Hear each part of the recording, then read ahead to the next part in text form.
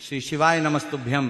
महाराज, आप सभी भक्तों को सकट चौथ की बहुत बहुत शुभकामनाएं। भक्तों, जिस प्रकार से माताओं बहनों द्वारा करवा चौथ का व्रत पति की लंबी आयु के लिए रखा जाता है, उसी प्रकार से सकट चौथ का व्रत माताओं बहनों द्वारा संतान की लंबी आयु, अच्छे स्वास्थ्य और उज्जवल भविष्य के लिए रखा जाता है। और लगभग सभी माताओं बहनों द्वारा सकट चौथ का व्रत जरूर ही किया जाता है। ऐसे में भक्तों, आज की इस वीडियो में हम जानेंगे कि सकट चौथ का व्रत कैसे किया जाता है। इसी के साथ साल 2026 में सकट चौथ का व्रत कब रखा जाएगा, चंद्रोदय का सही समय क्या रहेगा। और भक्तों, मान लीजिए यदि व्रत में चंद्रमा के दर्शन ना हो पाए, मौसम की खराबी के कारण या बादलों की वजह से या किसी अन्य कारण से आपको चंद्रमा के दर्शन यदि इस दिन ना हो पाए, तो फिर आपको सकट चौथ के दिन चंद्रमा को अर्घ कैसे देना है। तो भक्तों, आज के इस वीडियो में हम सकट चौथ के व्रत से जुड़ी संपूर्ण जानकारी जानने वाले हैं। इसी के साथ जो भी माताएं बहनें पहली बार इस व्रत को रख रही हैं, तो उन्हें यह व्रत कैसे रखना चाहिए और कौन यह व्रत रख सकता है और किसे यह व्रत नहीं रखना चाहिए, इसके बारे में भी हम इस वीडियो में जानने वाले हैं। लेकिन भक्तों, यदि आपको यह जानकारी थोड़ी सी भी उचित लगे तो इस वीडियो को लाइक करें, चैनल को सब्सक्राइब करें और कमेंट में ओम गण गणपते नमः जरूर लिखें। तो देखिए भक्तों, प्रत्येक वर्ष माघ महीने के कृष्ण पक्ष में आने वाली चतुर्थी को सकट चौथ का व्रत किया जाता है। इसे अलग अलग स्थान पर अलग अलग नाम से जाना जाता है। जैसे कि कहीं कहीं इसे संकष्टी चतुर्थी, कहीं पर सकट चौथ, कहीं पर संकटा चतुर्थी और कहीं तिल चौथ के नाम से भी जाना जाता है। देखिए भक्तों, इस बार पंचांग के अनुसार माघ महीने की चतुर्थी 6 जनवरी को सुबह 8:01 से शुरू होगी और 7 जनवरी को सुबह 6:52 पर समाप्त होगी। ऐसे में इस वर्ष यानी 2026 में सकट चौथ का व्रत 6 जनवरी को किया जाएगा। तो भक्तों, व्रत के दिन सबसे पहले तो 6 जनवरी की सुबह सुबह आपको स्नान आदि करने के बाद फिर हमें सकट चौथ का पूजन करना है। विशेष रूप से इस दिन भगवान गणेश जी का पूजन किया जाता है और पूजन होने के बाद फिर सकट चौथ व्रत की पूजन करना है। पर भक्तों, व्रत के दिन कथा सुनी जाती है, क्योंकि बिना कथा के यह व्रत अधूरा माना जाता है। इसलिए व्रत के दौरान कथा का श्रवण जरूर करें। अब कथा सुनने के बाद आप चाय पानी पी सकते हैं और इसके बाद पूरा दिन आपको व्रत करना है। इसी के साथ भक्तों, इस दिन तिल का भोग भी बनाया जाता है, जो कि दिन भगवान गणेश की पूजा में समर्पित किया जाता है। तो तिल का भोग तैयार करने के लिए तिल को आपको हल्का सा भून लेना है और फिर इसमें चीनी या गुड़ डाल करके थोड़ा सा घी डालना है और तिल को तैयार कर लेना है और इसी का भोग आपको भगवान गणेश जी को लगाना है। इसी के साथ भक्तों, व्रत के दौरान आप चाय पानी पी सकते हैं, इसमें भी कोई दिक्कत और परेशानी नहीं है। इसी के साथ भक्तों, 6 जनवरी 2026 को चंद्र उदय का समय रात्रि 9:07 पर होगा। तो आपके वहां जब भी चंद्रमा आपको दिखे तो उन्हें आपको अर्घ दे करके फिर आपको अपने व्रत का पारण कर लेना है। चंद्रमा को अर्घ देने के बाद आप शुद्ध सात्विक खाना खा सकते हैं, यानी कि बिना प्याज और लहसुन से बना हुआ खाना आप खा सकते हैं। यानी कि पहले जो तिलकुट आपने बनाया है वो तिलकुट खाना है, उसके बाद आपको खाना खाना है। इस तरह से व्रत पूर्ण हो जाता है। तो भक्तों, इस तरह से सभी माताओं बहनों को सकट चौथ का व्रत रखना है। अब देखिए भक्तों, यदि कहीं स्थानों पर मौसम की खराबी की वजह से या बारिश की वजह से या बादलों की वजह से आपको यदि अपने वहां पर चंद्रमा दिखाई ना दे, यानी कि चंद्रमा के दर्शन ना हो, तो ऐसे में फिर आपको व्रत का पारण किस प्रकार से करना है।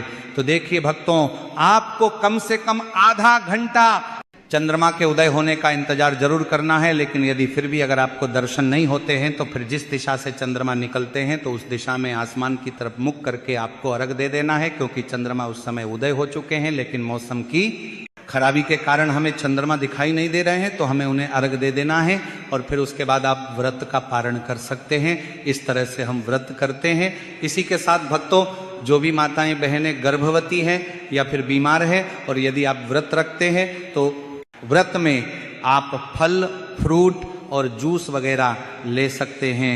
इसी के साथ यदि आप पहली बार सकट चौथ का व्रत रख रहे हैं, तो पहली बार जिस तरह से आप ये व्रत रखेंगे, फिर उसी तरह से आपको प्रत्येक वर्ष ये व्रत रखना होगा। तो भक्तों, इसीलिए आप पहली बार जब व्रत करें तो आप चाहे तो आप पहली बार में चाय पानी फल फ्रूट खा सकते हैं। अगर आप पहली बार में खा लेंगे फल फ्रूट तो फिर आगे भी आप खा सकते हैं। अगर पहली बार नहीं खाया तो फिर आगे भी आपको उसी तरह से व्रत करना है। तो आप अपने शारीरिक सामर्थ्य को देखते हुए ये व्रत कीजिएगा, क्योंकि आगे चल के क्या होता है कि प्रेगनेंसी भी हो जाती है, तबीयत वगैरह भी खराब हो जाती है। तो ये सब चीज़ें ध्यान में रखते हुए आप व्रत का संकल्प लीजिएगा कि आपको किस तरह के व्रत करना है। तो जो भी माताएं बहनें पहली बार इस व्रत को रखने वाली है तो उन्हें इन कुछ विशेष बातों का ध्यान रखना है। इसी के साथ भक्तों, सकट चौथ के व्रत में कथा सुनना अनिवार्य होता है। कथा आप जरूर सुनिए।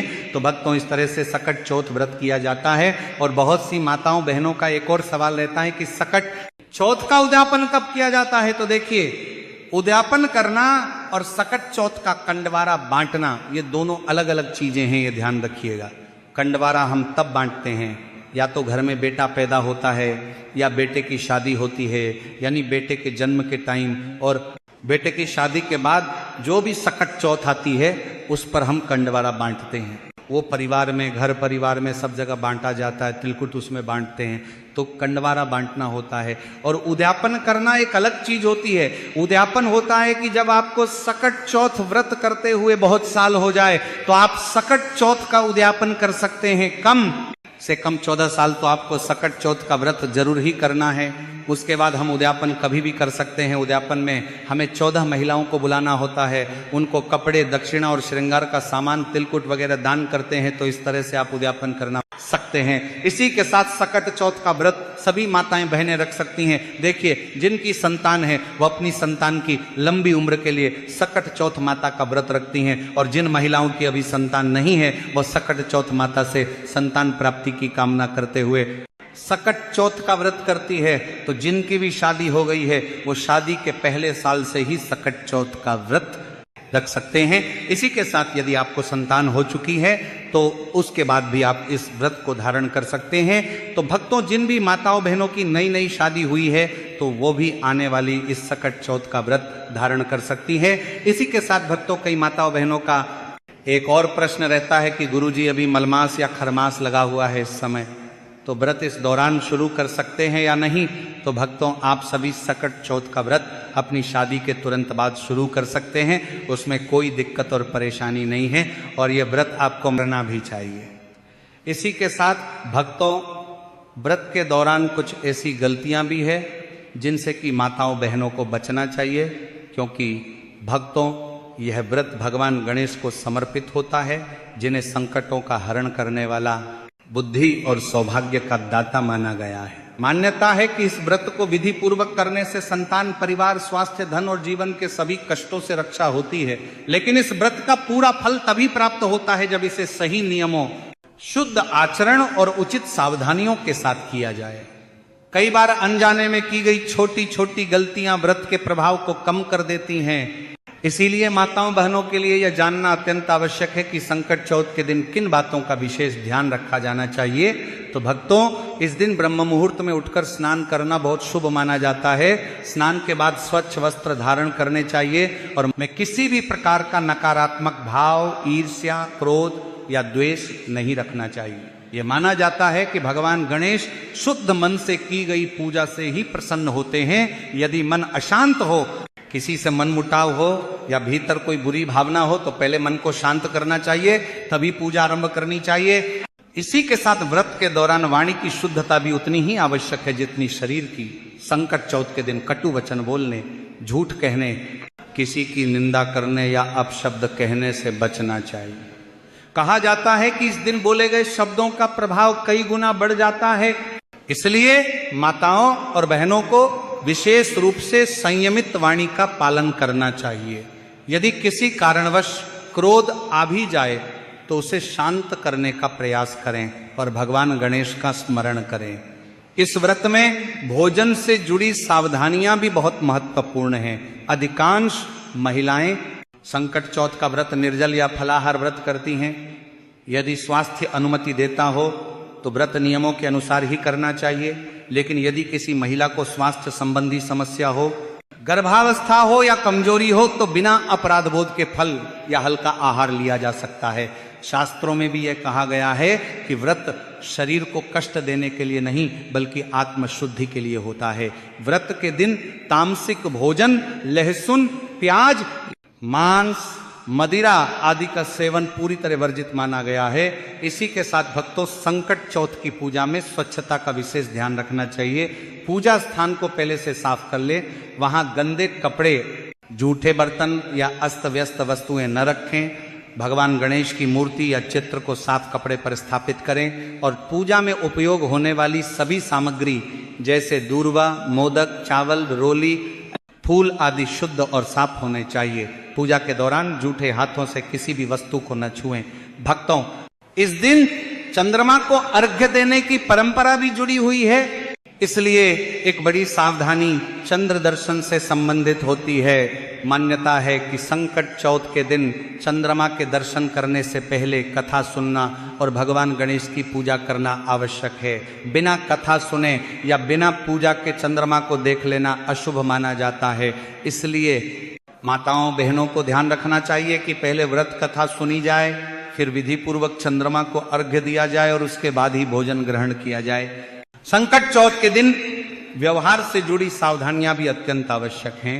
इस दिन किसी से झगड़ा करना, घर में अशांति फैलाना या किसी को अपमानित करना व्रत के प्रभाव को कम कर देता है। माताओं और बहनों को चाहिए कि इस दिन घर के सभी सदस्यों के साथ प्रेम और धैर्य से व्यवहार करें। यदि कोई समस्या या मतभेद हो भी तो उसे उस दिन टाल देना ही श्रेष्ठ माना जाता है। कई स्थानों पर यह मान्यता है कि संकट चौथ के दिन सिलाई, कढ़ाई, झाड़ू लगाना, बाल धोना या नाखून काटना शुभ नहीं होता। हालांकि ये मान्यताएं क्षेत्र और परंपरा के अनुसार अलग अलग हो सकती हैं, फिर भी यदि परिवार में इन बातों को माना जाता हो तो उनका पालन करना चाहिए। इससे मन में किसी भी प्रकार का संशय या अपराध बोध नहीं रहता और व्रत पूरे विश्वास के साथ संपन्न होता है। इसी के साथ भक्तों, व्रत के दौरान मन को इधर उधर भटकने से बचाना भी एक महत्वपूर्ण सावधानी है। आज के समय में मोबाइल, टीवी और सोशल मीडिया में उलझ जाना बहुत सामान्य हो गया है, लेकिन संकट चौथ के दिन इनसे दूरी बनाकर रखना अच्छा माना जाता है। इस दिन भगवान गणेश के भजन, मंत्र या नाम जप करना अधिक लाभकारी होता है। इससे मन एकाग्र रहता है और पूजा का फल भी शीघ्र प्राप्त होता है।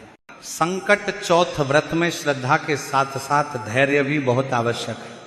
कई बार महिलाएं यह सोचकर निराश हो जाती हैं कि व्रत करने के बाद भी समस्याएं तुरंत समाप्त क्यों नहीं हो रही हैं।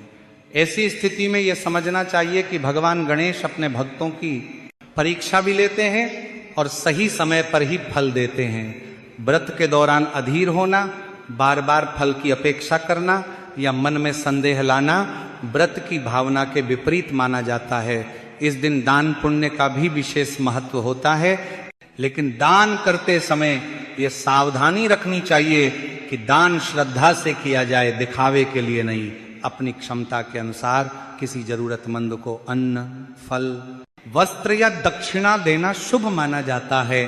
दान करते समय मन में अहंकार नहीं होना चाहिए, बल्कि यह भावना होनी चाहिए कि यह सब भगवान गणेश की कृपा से संभव हो पा रहा है। माताओं और बहनों के लिए यह भी आवश्यक है कि वे इस व्रत को परिवार की सुख, शांति और कल्याण की भावना से करें। केवल अपनी इच्छाओं तक सीमित न रहकर पूरे परिवार और समाज के लिए मंगल कामना करना व्रत को और अधिक पवित्र बना देता है। कहा जाता है कि जो स्त्रियां निस्वार्थ भाव से संकट चौथ का व्रत करती हैं, उनके घर में भगवान गणेश का स्थायी वास हो जाता है। अंत में सबसे बड़ी सावधानी यही है कि संकट चौथ व्रत को बोझ या परंपरा मात्र न समझें। इसे पूरी श्रद्धा, विश्वास और प्रेम के साथ करें। यदि किसी कारणवश नियमों में थोड़ी बहुत कमी रह भी जाए तो मन में भय न रखें, बल्कि भगवान गणेश से क्षमा प्रार्थना करें। वे करुणामय हैं और अपने भक्तों की भावना को ही प्रधान मानते हैं।